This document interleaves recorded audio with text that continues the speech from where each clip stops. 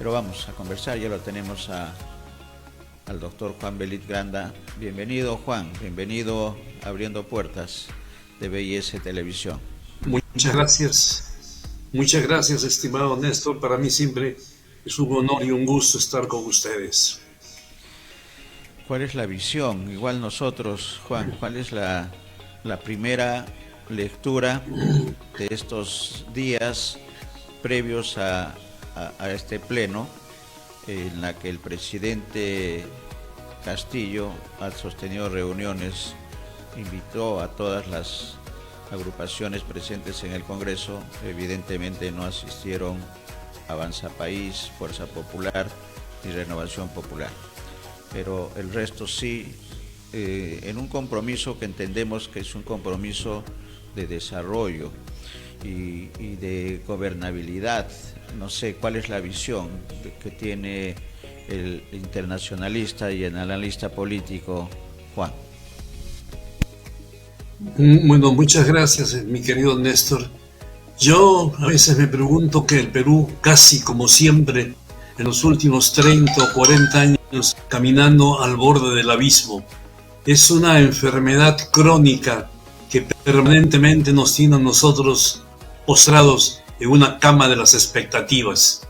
Y digo esto porque en los últimos tiempos, de más está recordarle a nuestros queridos televidentes, hemos cambiado 4 presidentes con una facilidad verdaderamente asombrosa, con la misma facilidad con la cual nosotros podemos acusar a un gobierno o a un proceso electoral cuando no es propicio a nuestros intereses, que ha habido fraude y que por lo tanto se está necesitando un golpe. También yo creo que en los últimos tiempos, especialmente para el Perú, la palabra se ha deteriorado, sobre todo la palabra de los políticos.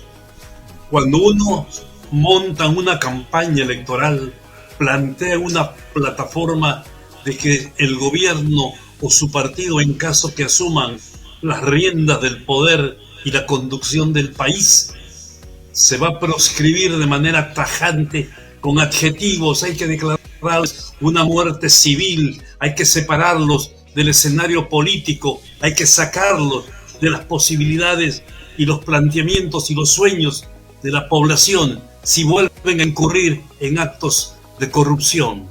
Y una vez que se está en el gobierno, todo esto pierde fuerza, pierde esencia. La otra parte habla de los grandes valores de la democracia y de la libertad.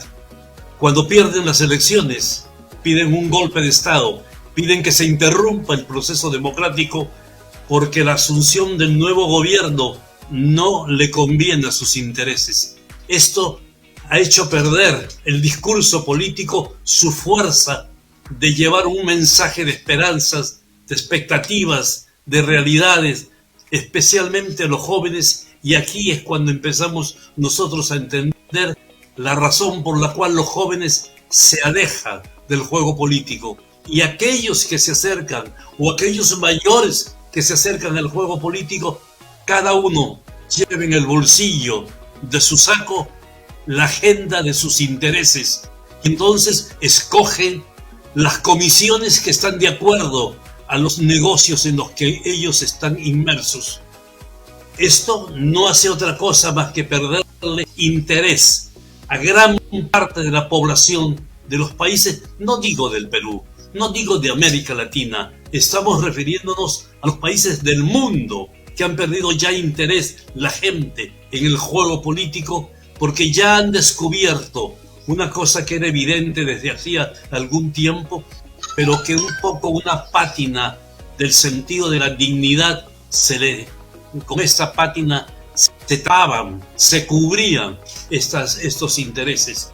Creo que ahora el hecho de que hay un juego político en el que están inmersos todos, claro que nosotros, por supuesto, que de alguna manera vemos que el gobierno del presidente Castillo ha cometido muchísimos errores, digamos, garrafales, errores de selección de personas, errores, principios. El gobierno del presidente Castillo se planteó desde sus inicios como un gobierno sin corrupción. Cuando ellos plantearon su plan bicentenario del Perú sin corrupción, el plan de gobierno se llamaba sin corrupción.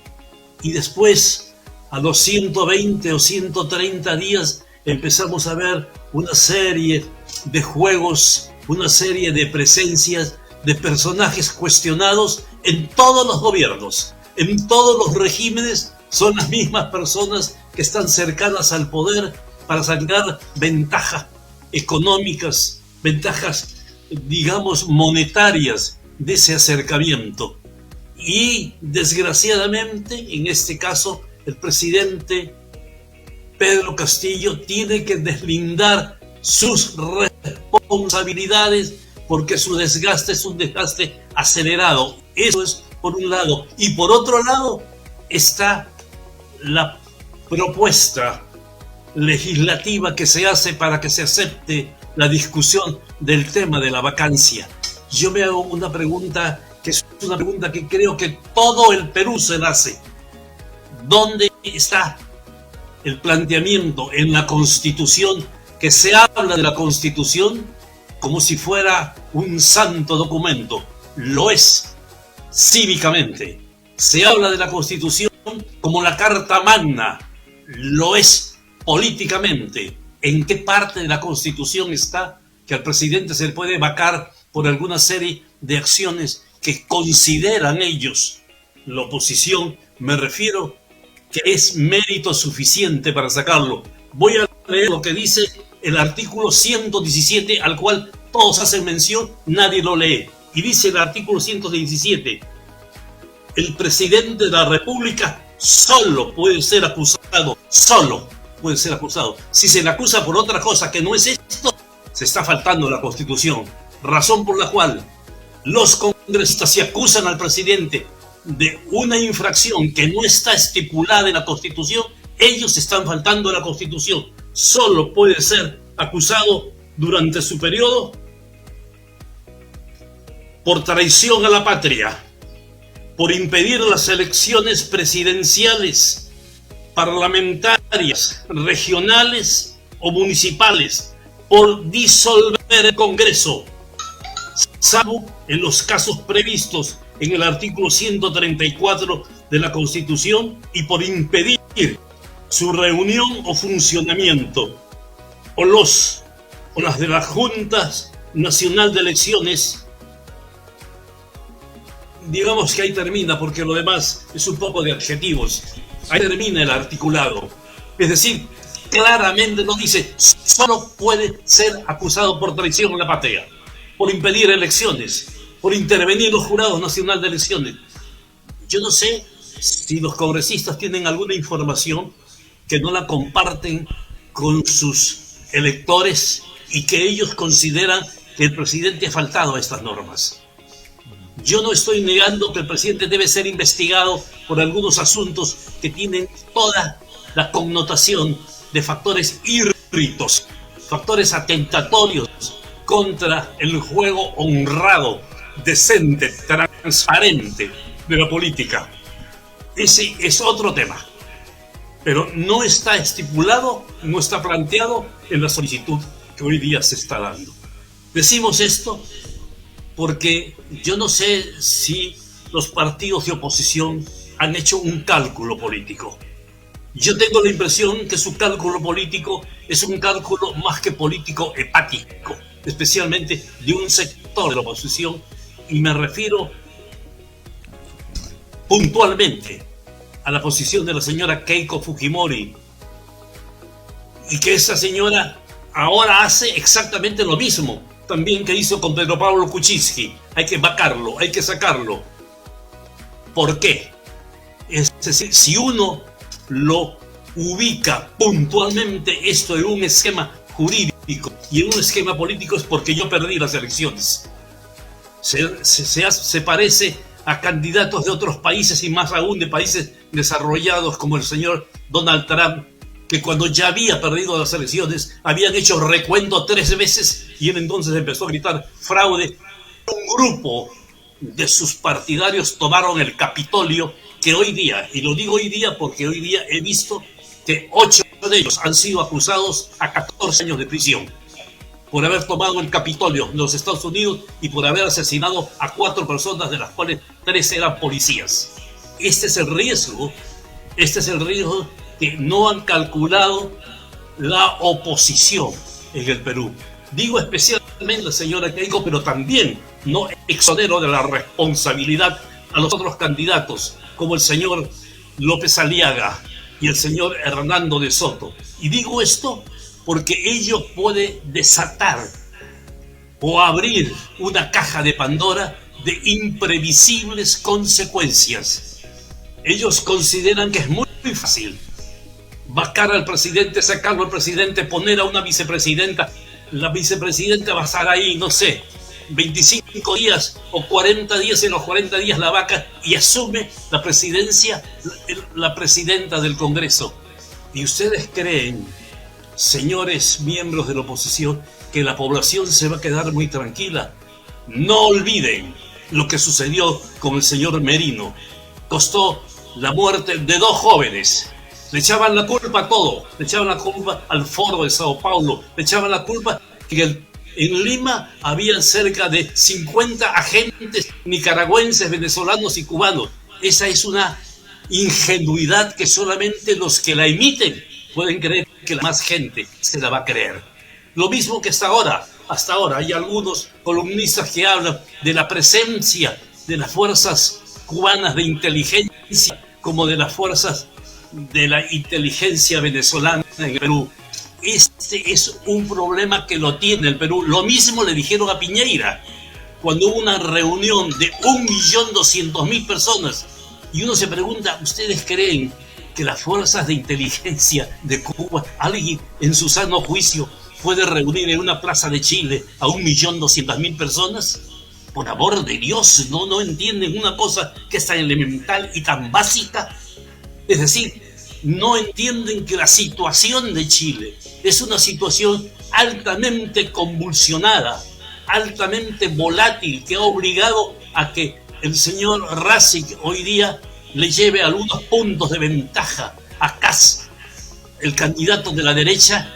Creen que basta con que uno diga un enemigo externo, es decir, el mismo argumento que sacó la Junta Militar Argentina en los años 82, cuando invadieron las Malvinas para buscar poder unificar su frente interno, porque se estaba cayendo por las barbaridades, las atrocidades y las torturas que había hecho la Junta Militar del gobierno.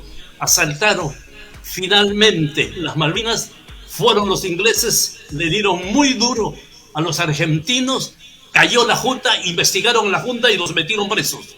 Es decir, ellos no piensan que puede suceder una situación más o menos parecida en el Perú. Les confieso que a mí me parece no solamente ingenua la visión, sino el mismo nivel de ignorancia de los parámetros políticos que tiene el gobierno, los tiene la oposición. Juan, 2 escenarios, ¿no? 2 escenarios, excelente el análisis y la relación internacional de la situación en nuestro país. Es una oposición que se ha quedado en el tiempo y que no ha analizado también, creo, Juan, para el comentario tuyo, la decisión que se tomó en las urnas, porque el tema del fraude quedó demostrado que no fue tal. Entonces, hay 2 escenarios. El escenario que le espera con elecciones el próximo año, en octubre, regionales y municipales, a esta oposición, a esta intención que más que oposición llamemos a esta terca decisión de vacar al presidente con el argumento contundente que acabas de señalar del artículo 117 de la Constitución y que elimina toda posibilidad de legalidad a esta intentona. Ese escenario de elecciones y con estos 3 grupos perfectamente identificados de la vacancia presidencial y el otro escenario, el escenario del pueblo, de quienes acudieron a las urnas y decidieron por el cambio.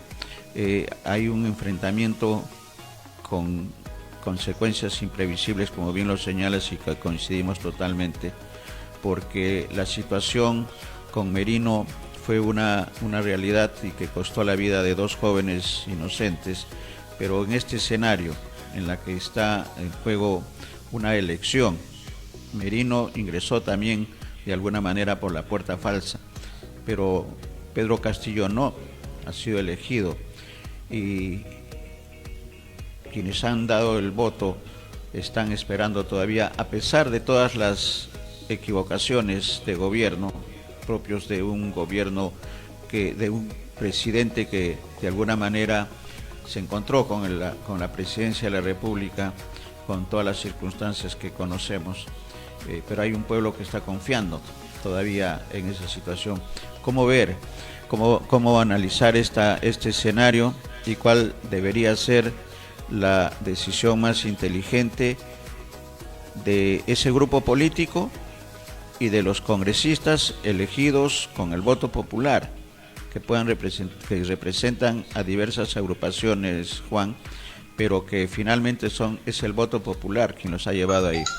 ¿Cuál es el escenario? ¿Cuál es la situación que podemos prever en la visión del doctor Juan Belit? Sí, Néstor, muchas gracias.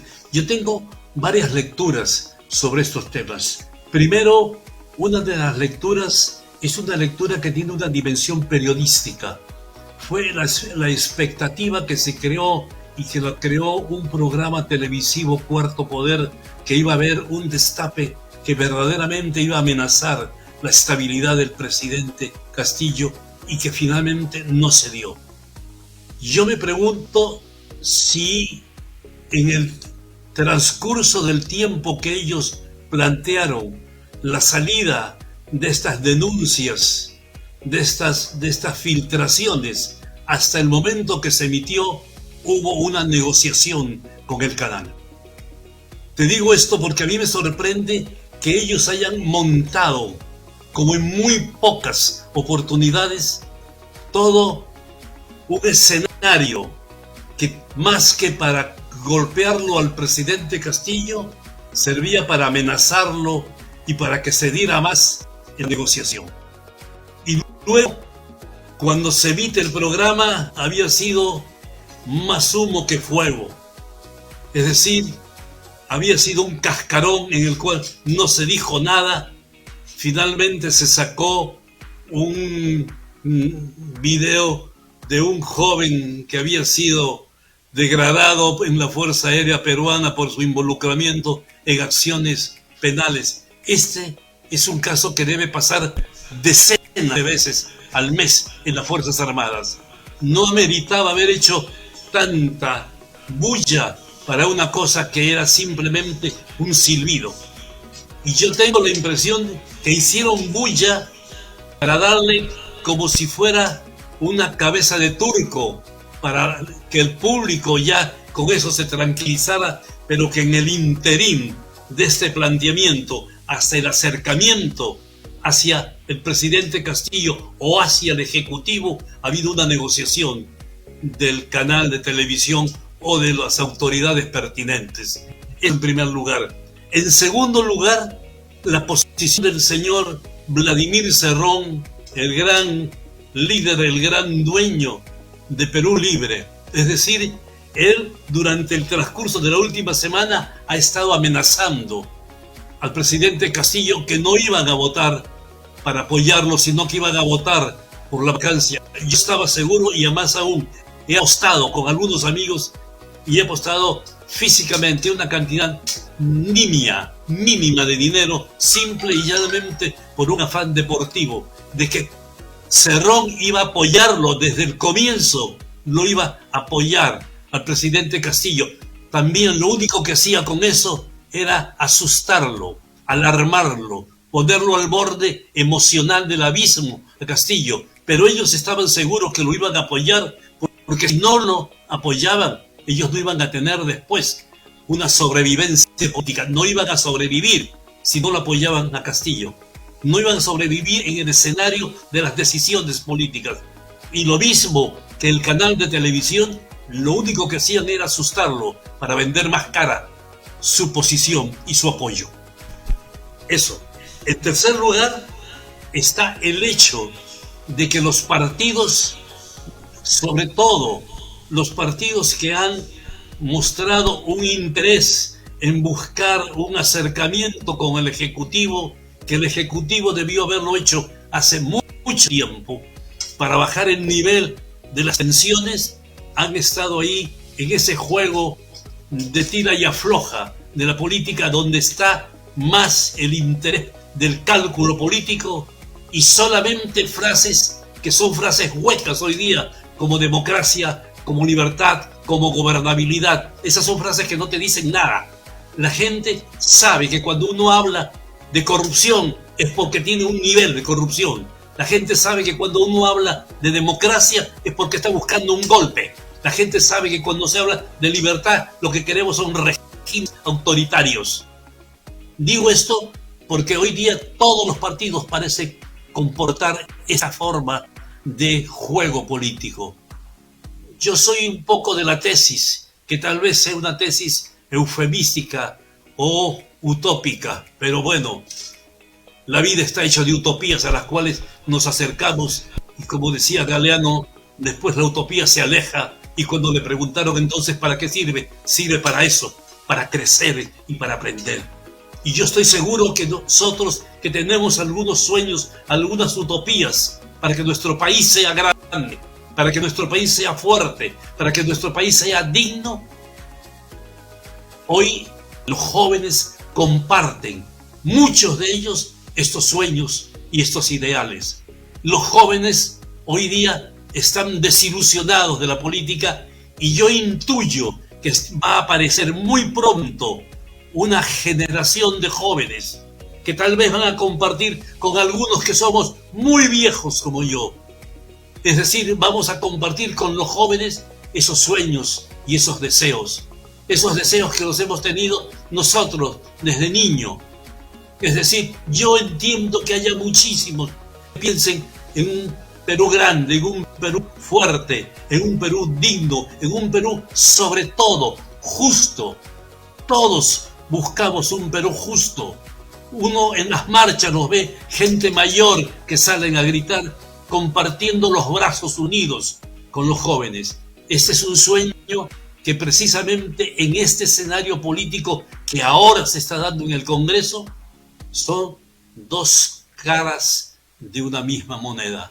La misma moneda es que cada uno busca mejores formas, mejores sueños, la realidad de un mundo mejor. Unos buscando sus propios intereses, otros buscando los intereses del país.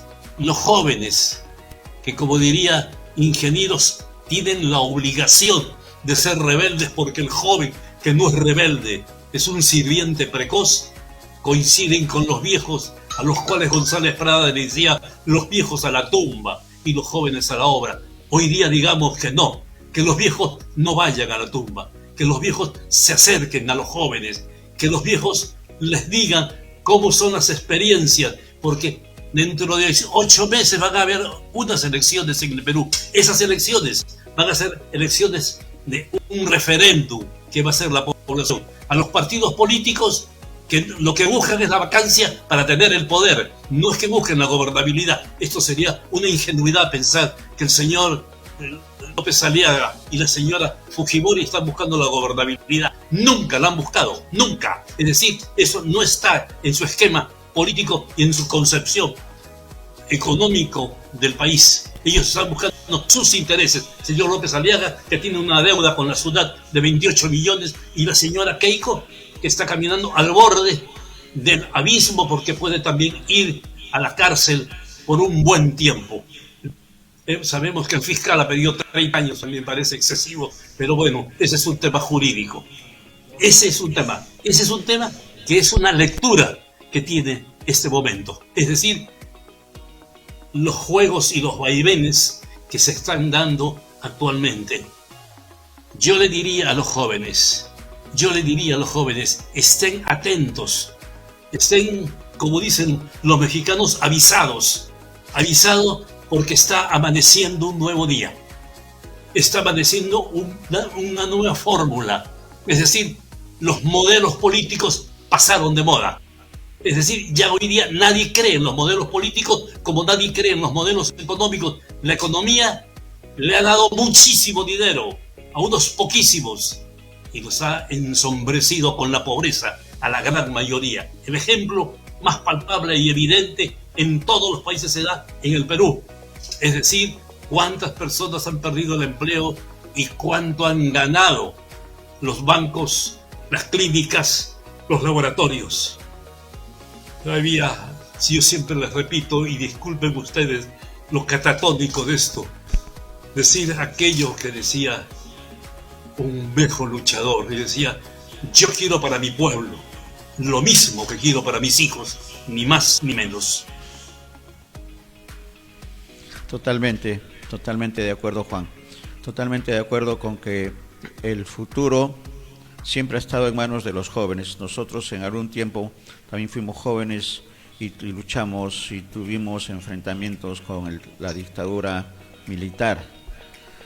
La Constitución, la Asamblea Constituyente, Juan, recuerda esas jornadas también importantes de la época de universitarios y siempre permanentemente... Hemos salido a la calle, Néstor, tú lo sabes, y me gusta que hagas el recuerdo porque es un recuerdo nostálgico, pero hemos salido a la calle en las dictaduras militares, hemos salido a la calle en las dictaduras cuando flagrantemente se violaba no solamente la Constitución, se violaba también los derechos humanos, cuando la corrupción campeaba. Por favor, el avión del presidente llevó 2 meses coca Rusia, ¿qué más se puede decir de eso?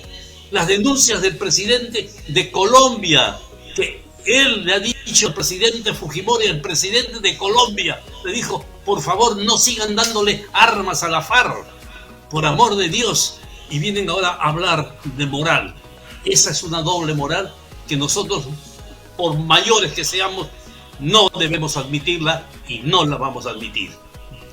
Sí, y yo creo que también una lectura, Juan, es que no solamente los jóvenes, un grupo importante de ciudadanos también están conociendo la fuerza de estas acciones en contra de la Constitución, en contra de los peruanos, lo están conociendo y hay un avance. Hay un avance y el optimismo de estos tiempos es que los jóvenes tienen que intervenir más en estas decisiones, y no solamente con salir a protestar, sino también con el trabajo diario, con la acción diaria, con leer lo que nos dijeron a nosotros, Juan, en sus tiempos.